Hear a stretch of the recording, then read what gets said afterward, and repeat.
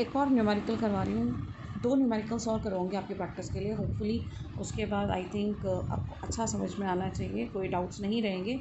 वैसे जब भी हम क्लासेस लेंगे तो we will be discussing the topics again and again, we will be solving the numericals.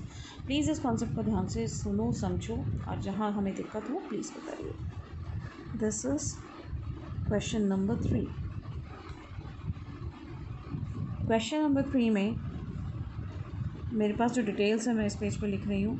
Total capital employed is ₹30 lakhs. Tax rate 30%. Then rate of interest on debt is 10%. EBIT ₹4 lakhs. First situation, again we are given first situations. First situation is no use of debt. No use of debt, जिस company में debt नहीं होता उसको क्या कहते हैं, unlevered firm. Second case, debt is ₹10 lakhs. Third case, debt is ₹20 lakhs. ठीक है, क्वेश्चन आ गया। सबसे पहले मेरे को क्या चाहिए, I will check the condition. Condition लिखो, I will always write condition for trading on equity. Condition for trading on equity is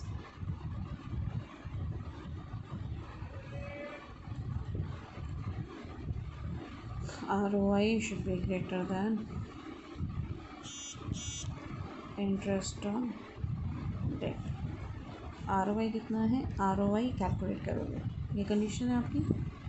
condition कर दो डब्बे में बात।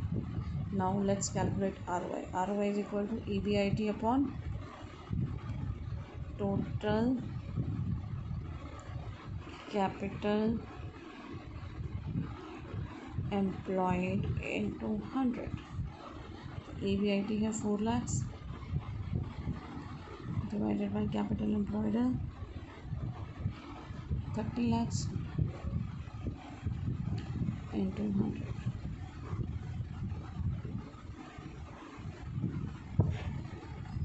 So 40/3, 4 ones are 4, 0, 16.67%। देखो ROI 16% है, इंटरेस्ट ऑन डेट 10% है। तो अब क्या होगा, हम जितना डेट यूज़ करेंगे उतना फ़ायदा होगा। ठीक है, मैं इस केस में कुछ और अभी एक चीज़ आपको और समझ में आएगी, इसलिए मैंने क्वेश्चन लिया है।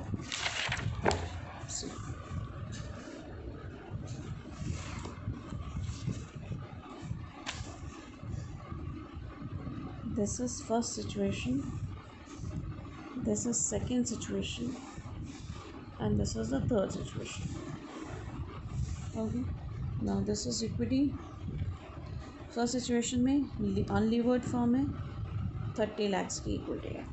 सेकेंड सिचुएशन में 20 lakhs की इक्विटी है, 10 lakhs का डेट है। थर्ड सिचुएशन में 20 lakhs का डेट है, दैट मीन्स ऑटोमेटिकली 10 lakhs की इक्विटी है। डेट का इंटरेस्ट रेट 10% डेट, ज़ीरो, यहाँ 10 lakhs, यहाँ 20 lakhs। तो तीनों सिचुएशन में हमारे पास कितना पैसा है, कितनी इन्वेस्टमेंट है, 30 lakhs की इन्वेस्टमेंट है हमारे पास। अब इस 30 लाख की इन्वेस्टमेंट पे हमें EBIT कितना अर्न कर रहे हैं हम, 4 lakhs in all the 3 situations.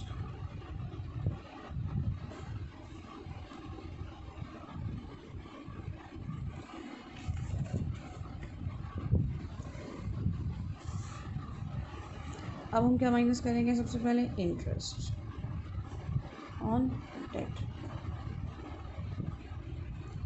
ठीक है, फर्स्ट सिचुएशन में नो डेट, सेकेंड सिचुएशन में 10 लाख का 10% 1 लाख, यहाँ 2 लाख। अब ये क्या आ जाएगा आपका EBT, earnings before tax. Earnings before tax यह आ गई आपकी 4 लैक्स, यह आ गई आपकी 3 लैक्स, और यहाँ आ गए आपके 2 लैक्स। अर्निंग्स बिफोर टैक्स आ गई। अब हम क्या पे करेंगे, tax at the rate of 30%। इसका टैक्स पे करो, 4 लाख का 30% 1,20,000, 90,000 एंड 60,000। तो हम देख रहे हैं कि जितने ज़्यादा हमने डिबेंचर्स यूज़ करे उससे हमारी उतनी ही टैक्स लायबिलिटी रिड्यूस हो गई। और टैक्स लायबिलिटी रिड्यूस हो गई, उसके बाद हम गाएंगे AET, earnings after tax. This is 2,80,000, 2,10,000 and 1,40,000। Earnings आ गई हमारी। अब इस अर्निंग्स को आप क्या करेंगे, नंबर ऑफ शेयर से डिवाइड कर देंगे। शेयर्स कितने हैं हमारे पास, 30 लैक्स। 10 रुपये का एक शेयर है तो नंबर ऑफ शेयर्स हो गए यहाँ 3 लाख। 20 लैक्स के शेयर हैं, 10 रुपीज़ का share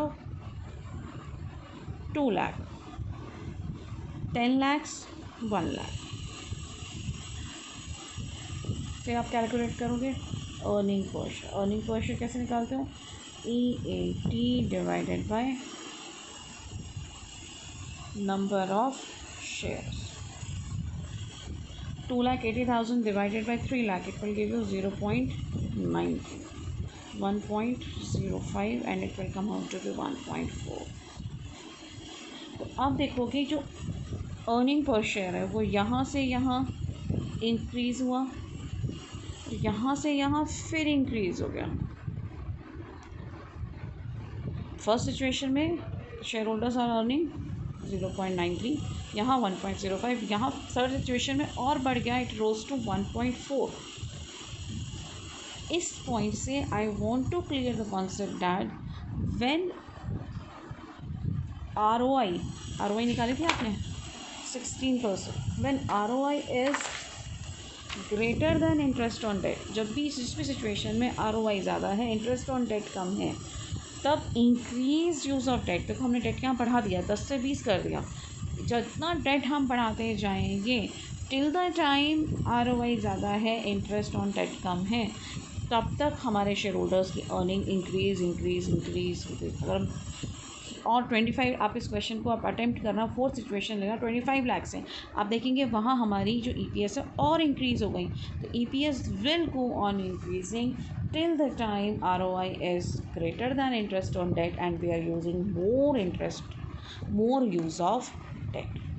So this is the concept of trading on equity. Trading on equity का कॉन्सेप्ट कहता है कि जब भी हम इक्विटी और डेट को कंबाइन करेंगे और हमारी ROI डेट से ज़्यादा है तो हमारे इक्विटी शेयर होल्डर्स को बेनिफिट होगा। We have done approximately 4 to 5 questions. Hopefully इसके बाद आपको ये कॉन्सेप्ट समझ में आएगा अच्छे से, आपके कोई भी डाउट्स नहीं रहेंगे। फिर भी अगर डाउट्स होते हैं then will be discussing the same in the class.